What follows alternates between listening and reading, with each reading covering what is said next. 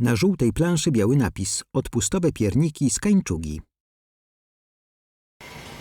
Tadeusz Słowik z Kańczugi w województwie przemyskim jest kontynuatorem bogatych tradycji ludowego piernikarstwa, szczególnie popularnego w Małopolsce. Specjalność ta wywodzi się z XVIII-wiecznego piernikarstwa cechowego, wytwarzającego ozdobne pierniki przez odciskanie w cieście wzorów z drewnianych form zdobionych snycerką. Z czasem zmieniono rodzaj form i zdobnictwa, przechodząc w ubiegłym stuleciu na prostsze i tańsze metody pracy. Zmienili się również odbiorcy. Piernikarstwo znalazło miejsce w kręgu kultury małomiasteczkowej i wiejskiej. Tadeusz wyrabia ciasto na stolnicy, dosypuje mąki. Warsztat odziedziczył Tadeusz Słowik po rodzicach, którzy założyli go w 1926 roku, wcześniej zdobywając wiedzę w pracowniach piernikarskich Jarosławia i Rzeszowa. Ówczesne metody pracy zachował syn do dzisiaj bez większych zmian. Ciasto przygotowuje się wcześnie rano, aby odpoczęło przed formowaniem. Jedna porcja starcza na dzień pracy przy wycinaniu i pieczeniu.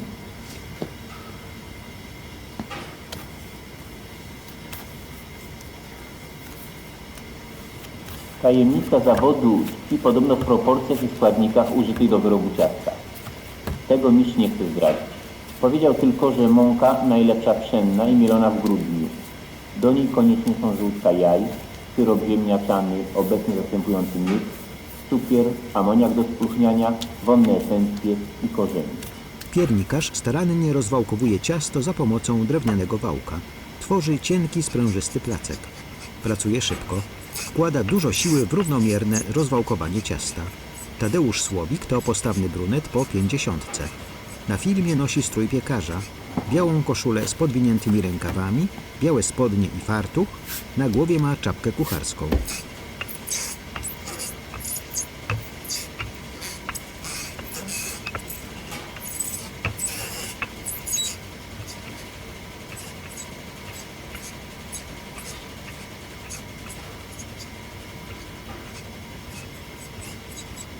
Składa rozwałkowane ciasto na pół. Za pomocą miotełki rozprowadza mąkę po stolnicy. Rozkłada ciasto i ponownie składa je na pół.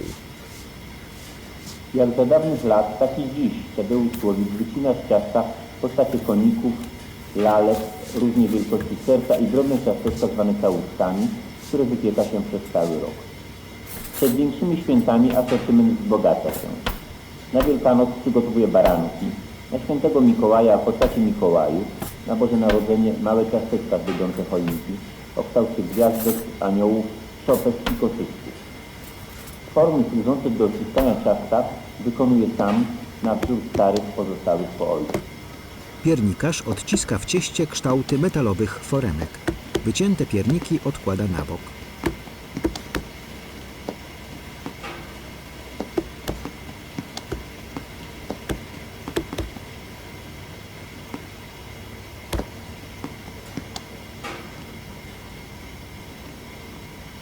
Układa ciasteczka na dużej blasze.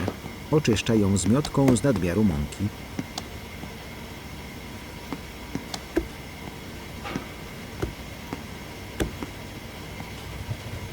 Wkłada blachę do nagrzanego pieca opalanego drewnem. Zamyka drzwiczki. Dorzuca węgla do paleniska. Uwaga piernikarza koncentruje się teraz na właściwym doborze form, ich ekonomicznym rozmieszczeniu na blachach i pilnowaniu temperatury pieca, gdyż wypiek musi mieć odpowiednią konsystencję i kolor. Chwila nieuwagi grozi spaleniem ciasta. Kolejno wypieka się pierniki z całego przygotowanego ciasta, gromadząc ich zapas na cały dzień pracy przy ich zdobieniu. Piernikarz ponownie wałkuje ciasto.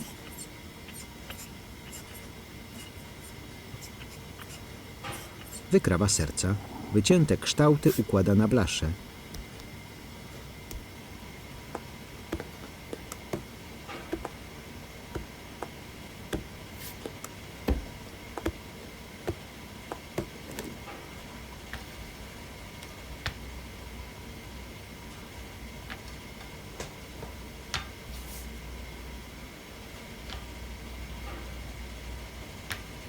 Sięga po kolejną blachę. Wypełnia ją wyciętymi serduszkami z ciasta.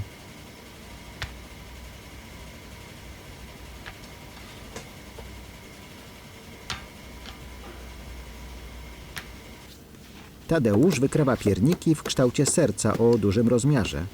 Przekłada je na blachę. Mieszczą się na niej tylko 3 duże ciastka. Piernikarz delikatnie obsypuje je mąką, poprawia ich kształt.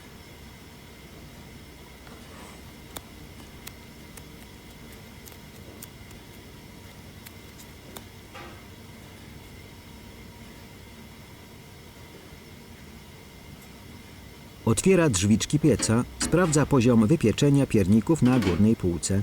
Zamyka drzwiczki, otwiera dolną komorę, wyjmuje z niej upieczone duże serca, odkłada blachę na bok. W dużej drewnianej skrzynce leżą dziesiątki gotowych pierników w kształcie serc. Tadeusz przekłada je.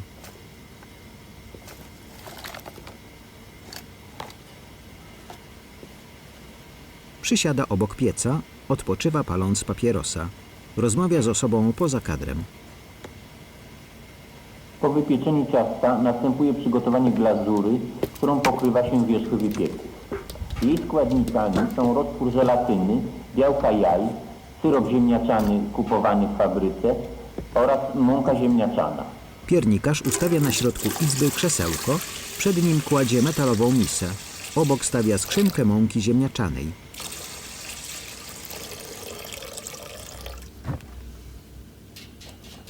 Piernikarz wyrabia glazurę z połączonych ze sobą składników. Dużą trzepaczką miesza je w misce. Po chwili powstała masa gęstnieje i nabiera mleczno-białej barwy. Piernikarz miesza wytrwale glazurę.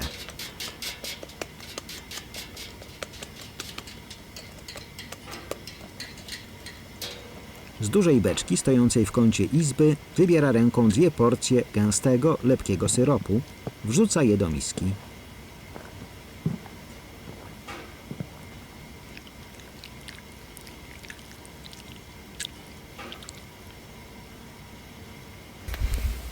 Tadeusz miesza dokładnie masę ręką, rozprowadzając w niej syrop.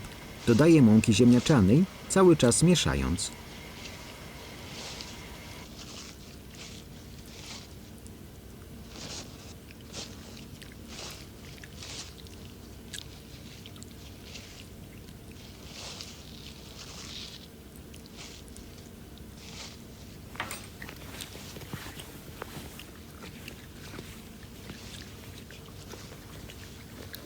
Przekłada część powstałej glazury do mniejszej miski.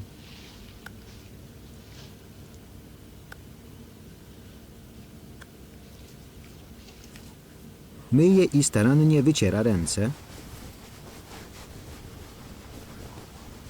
Przekłada glazurę do kilku małych misek.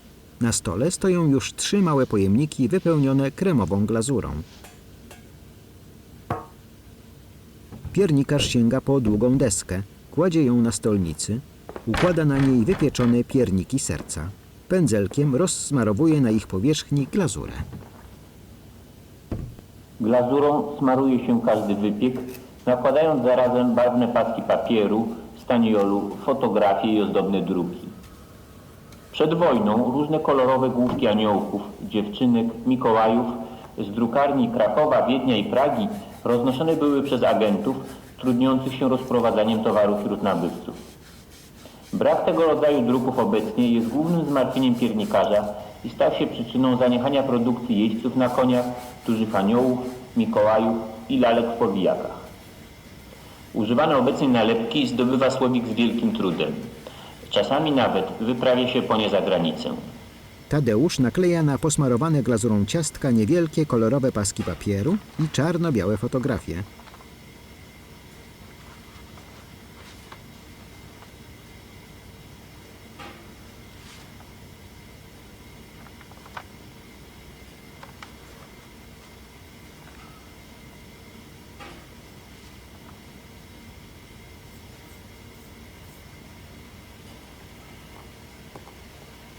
Na inne wypieki nakleja błyszczące prostokątne kawałki złotego i czerwonego staniolu. Odrzuca pomięte lub nierówne kawałki folii, wybierając te najlepsze.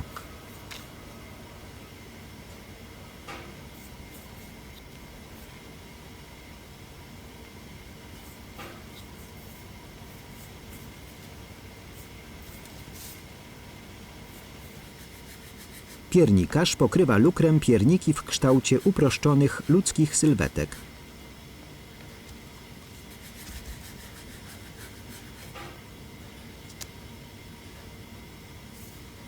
Nakleja na nie rysunki dziewczynki z koszykiem.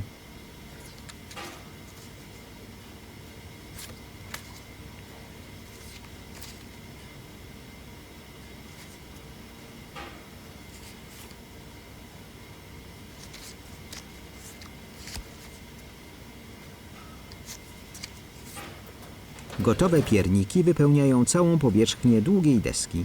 Piernikarz podnosi ją, kładzie na półce pod sufitem. Tadeusz dodaje do małej miski z glazurą odrobinę czerwonego barwnika, dokładnie miesza. Do zdobienia pierników służy lukier wykonany z glazury usztywnionej większą ilością mąki ziemniaczanej. Barwi się ją na różne kolory barwnikami spożywczymi z fabryki Boruta w Zgierzu. Duży wpływ na kolorystykę wyrobów mają dziś zakazy władz administracyjnych, które zabraniają stosowania pewnych barwników ze względów sanitarnych.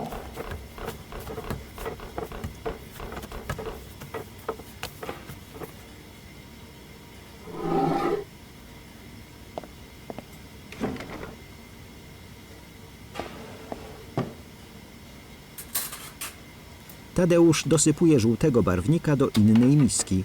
Glazura przybiera karmelowy kolor.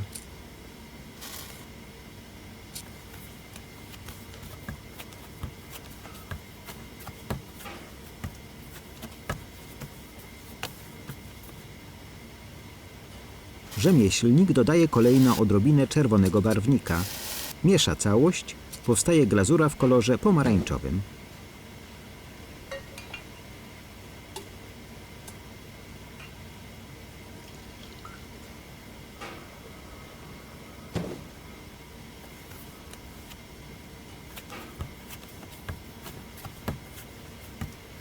Piernikarz wysypuje na blat różne małe blaszane końcówki o stożkowych kształtach. Układa je. Do nakładania lukru służą woreczki z ceraty zwane bajtlikami, z końcówkami z mosiężnej blachy o różnych przekrojach, mające tradycyjne nazwy, np. sternal, zweiloch, dreiloch. Końcówki, podobnie jak formy, wykonuje obecnie piernikarz własnoręcznie.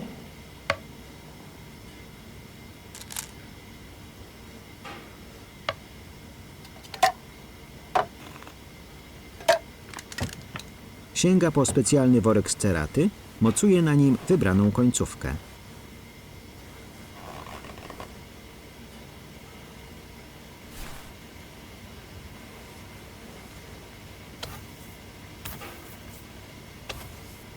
Rzemieślnik dekoruje krawędzi piernika, wyciskając na niego glazurę przez rękawek cukierniczy. Powstaje efektowny, falisty wzór.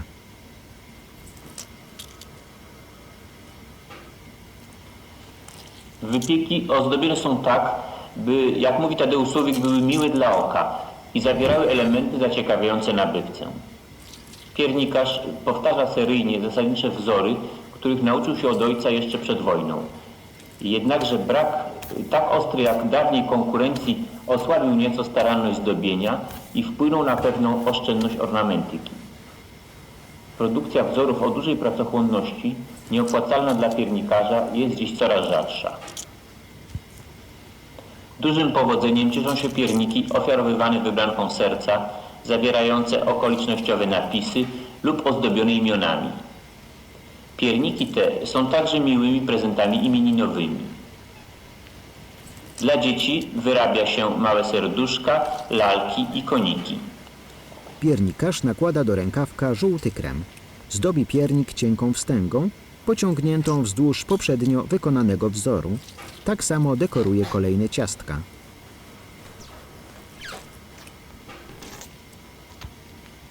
Tadeusz tworzy na piernikach kremowe kwiatki.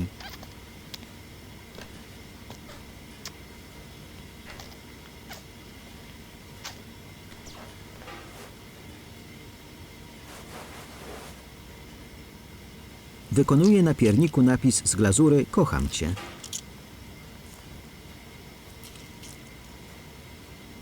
Dodaje kolejny wzór u dołu serca, pomarańczową kratkę.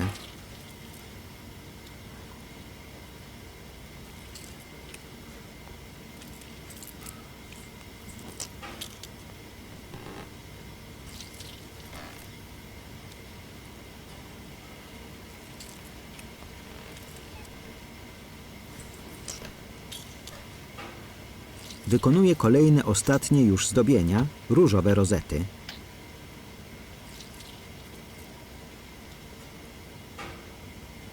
Odkłada rękawek cukierniczy, przenosi deskę z bogato zdobionymi piernikami, kładzie ją na półce pod sufitem, obok innych desek wypełnionych piernikami o różnych kształtach i zdobieniach.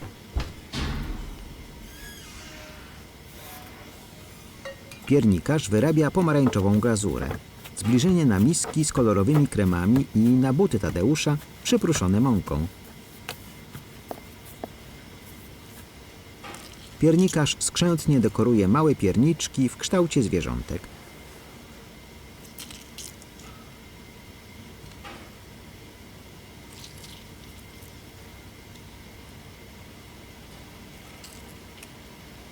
Ozdabia kolejne pierniki serca.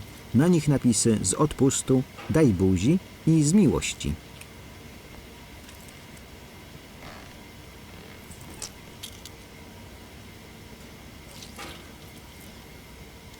Zbliżenie na dekorowany piernik serce. Na nim napis z kremu od serca.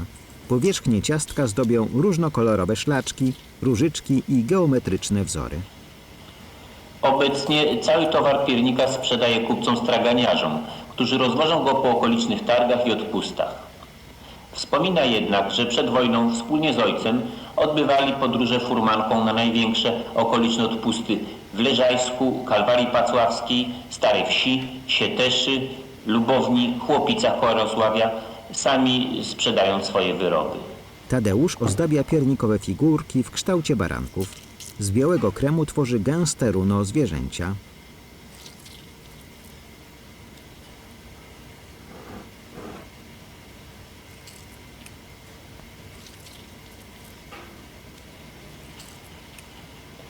Najwięcej pracy jest zawsze przed świętami Bożego Narodzenia i Wielkanocy. Wówczas to wzrasta ilość zamówień wymagających większej precyzji i uwagi przy wykonawstwie. Pracuje się wtedy od świtu do późna w nocy. Rzemieślnik dodaje barankowi czerwoną chorągiew. Robi na niej symbol krzyża z białej glazury.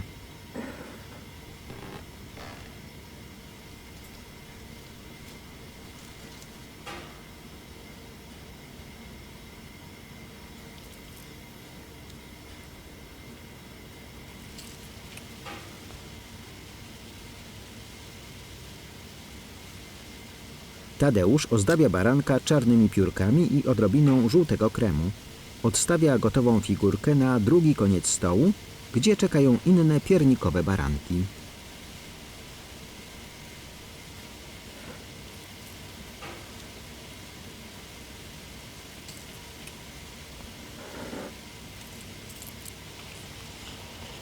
Tadeusz Słowik pracuje sam.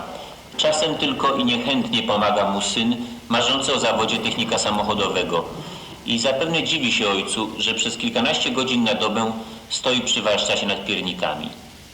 Ale mistrz mówi, ja mam serce do tego, ja kocham swój zawód.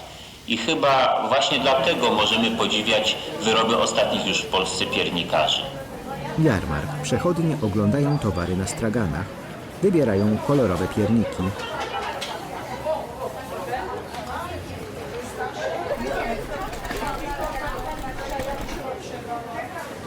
Sprzedawczyni na stoisku z piernikami.